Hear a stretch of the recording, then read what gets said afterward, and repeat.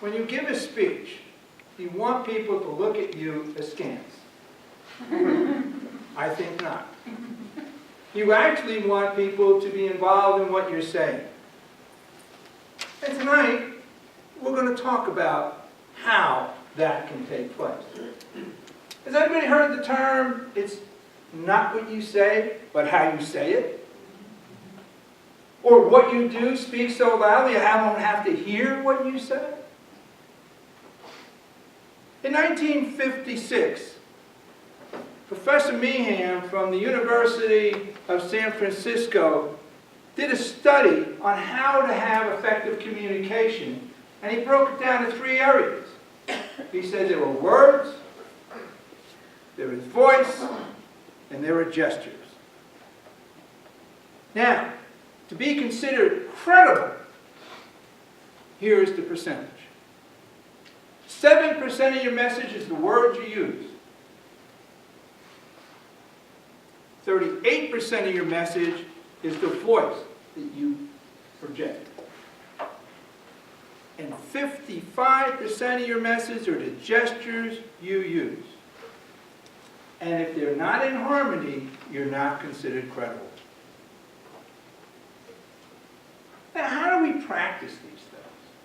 We stand in front of a mirror and we practice our speech. Well, that's actually doing. Practice is more fundamental, and we will have an opportunity to practice this evening. One of the best ways to get your voice and your gestures in harmony with what you want to say is something called improv. And how many people like to let it all hang out? Now, this evening we had some interesting talks. We talked about mindfulness and being present. So what I would like everybody to do is sit in their chair and sit up with your feet on the ground, and we're going to do a little improv to see how this works, because voice is very important. Now that I have your attention.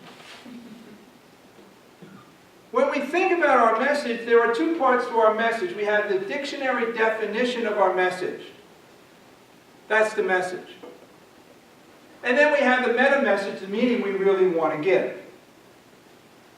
So before I get you involved, I'm going to give you an example on how this all works. How many people in their career at some time or another, or when they were growing up, they were told, great job? How many people? May I see a show of hands? Everybody, almost everybody. Well, there are some poor people who've never been told anything about being great. So I'm going to use these 2 terms. Now, can I have a definition of what great means? Will somebody give me a definition of great? Well done. Well done. Very good. Thank you. I was starting to worry about people that are supposed to be intellectually inclined and couldn't come up with a definition for great. Then we have the job, the word job. Definition for job. Task. Task, right? So it's an above average task. So I'm going to say great job 3 times, and then we're going to review how it was said and maybe what the message was. So the message is what? What's the message? Great job. Great job. Very good. Oh, by the way, I don't want anybody to take any of this personally. As he says. Great job! Great job. Great job. So what did I say? Great job. Did I? No.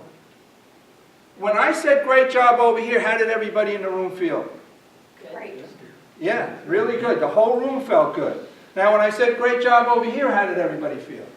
Okay. Yeah, not bad, but okay. And when I said it over here, how did you feel? Sarcastic.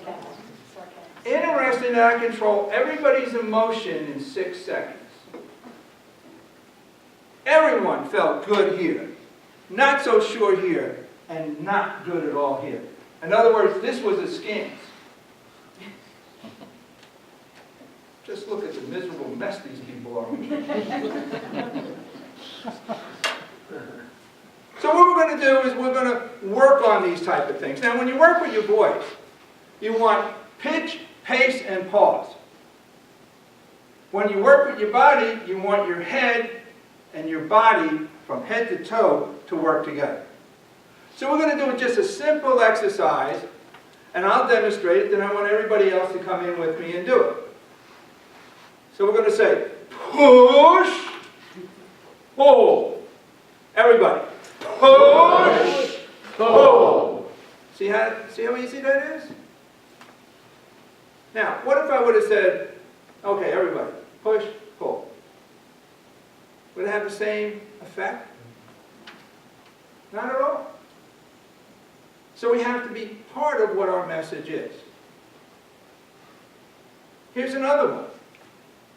In, out. Everybody. In, out. You get the message on what's actually being said. Now, think about this. For those who are in relationships, the most affectionate term we can hear, I love you. Or, I love you. And people wonder why they get into a fight. So communications throughout our lives needs mindfulness behind it, so we get the message across that we want everyone to understand what we say. So is it gestures or voice? Or maybe it's gesture and voice wrapped around meaningful words. Toastmasters.